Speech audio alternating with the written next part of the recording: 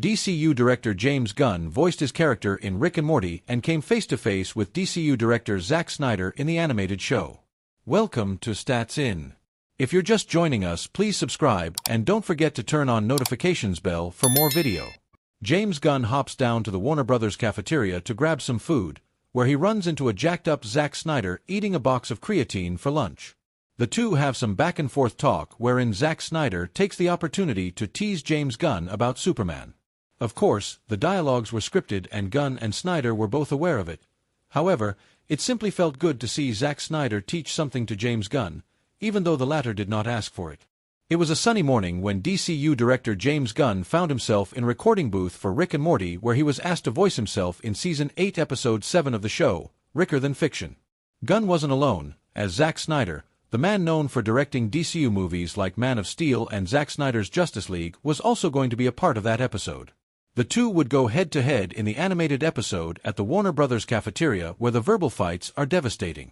While speaking with Variety, executive producer Scott Marder revealed that both guys were very good sports when they came in for their recording sessions. Zack Snyder and James Gunn also subtly implied that they both watched Rick and Morty during their downtime.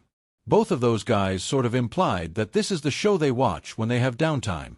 So they were thrilled to get to be a part of the world, and there was no pushback or bristling.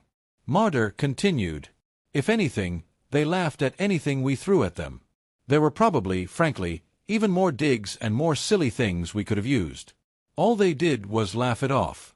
Being a part of the Rick and Morty universe came with its perks and insults, as one iconic scene from the episode showed James Gunn and Zack Snyder coming face-to-face at the Warner Brothers cafeteria, and they talk about Gunn's upcoming film Superman.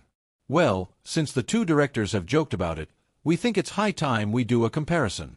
Spoiler alert, Zack Snyder fans are not going to like this one. According to NRG, via The Hollywood Reporter, James Gunn's Superman is looking to open domestically in a range of anywhere between $125 million to $145 million. "Just saw your new cut of Superman," says Zack Snyder to James Gunn. "And word of advice, he's the Man of Steel, not the man of conversation. Do more shots of him punching." Snyder is obviously referring to how talkative David Corenswet's Superman appears to be in the trailer for the James Gunn flick. Although it was just a joke, Zack Snyder and James Gunn both took it very lightly and even added in some of their own punches which weren't in the script to create possibly one of the funniest banters between two frenemies in Rick and Morty. According to the numbers, Man of Steel had a debut opening at $116 million back in 2013.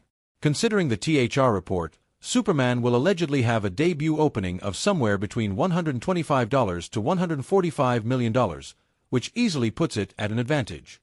This is a very rough estimate by Box Office Theory, which hints at the possibility that Superman might just turn out to be better than Zack Snyder's Man of Steel.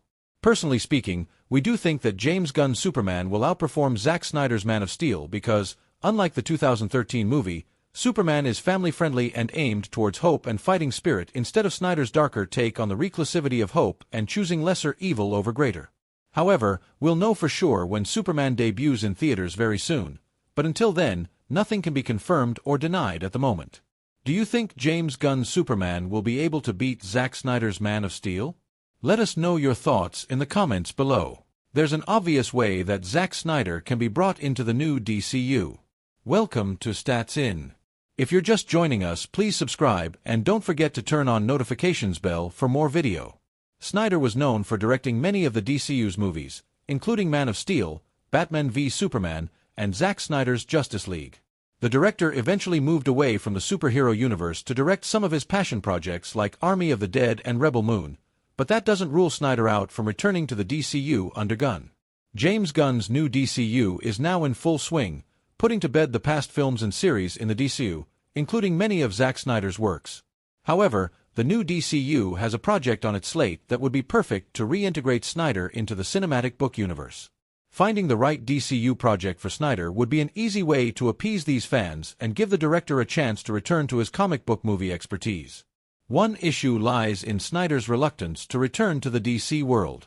In December 2023, Snyder told The Atlantic he was not knocking on James Gunn's door, asking to be let back into the DC.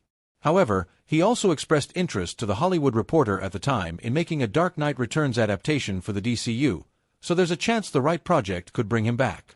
The old DCU was heavily influenced by the tone and style of Zack Snyder. While James Gunn and Peter Safran's new DCU is going in a different direction, that doesn't mean it can't still incorporate other directors' visions. In fact, bringing Snyder back could actually be of benefit to the new DCU, as the director brings with him a passionate fanbase eager to see him take on more superhero projects. Early in 2023, Gunn and Safran announced The Authority, which has been described as DC's version of The Boys. The Authority features a team of heroes gathered from Wildstorm Comics, one of whom will make an appearance in 2025's Superman. The group is something of an anti-Justice League and, while they are good-intentioned, the group is more cynical and aggressive in their methods to protect the planet. As for what that project might be, it can't be something he has done before. The character of Superman is being taken over by Gunn himself in the 2025 Superman reboot, and Batman is handled by multiple directors in Matt Reeves' The Batman Part 2 and Andy Muschietti's The Brave and the Bold. Instead, Snyder needs a DC project that takes him back to his roots and suits his darker tone and sensibilities. Luckily, there is such a project on the docket for the DCU's first phase. No filmmaker is presently attached to The Authority, although Gunn has made it clear the concept is a passion project of his. However, the director is already quite busy directing Superman, writing Creature Commandos Season 2, and overseeing the entire DCU slate. It's possible, and almost likely, that Gunn won't have time to board the project as a director, but he could attach himself to it as a writer. In some ways, The Authority is similar to Alan Moore's Watchmen, which was a satirization and deconstruction of the superhero genre. One filmmaker who knows about Watchmen is Snyder, who directed a film adaptation of the graphic novel in 2008. Watchmen may have earned middling reviews, but that doesn't derail Snyder's experience and understanding of the superhero genre.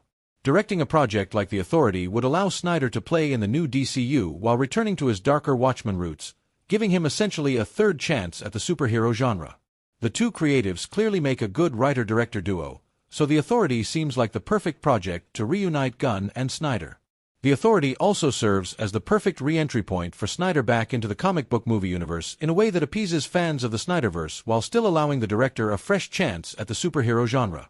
In 2023, Gunn mentioned to Collider that he'd already written much of the outline for The Authority himself, so he could potentially bump himself up to write the script and then bring in another director to take it from there. When it comes to choosing that director, Snyder is a logical choice given his and Gunn's work history. In 2004, the duo worked together on Dawn of the Dead, which was Snyder's breakout hit as a director thanks to a script that was penned by Gunn. To this day, Dawn of the Dead remains one of Snyder's most acclaimed works. David Corenswet's idea for an R-rated Superman can perfectly go alongside a DC comic story that James Gunn needs to adapt for the DCU. Welcome to Stats In. If you're just joining us, please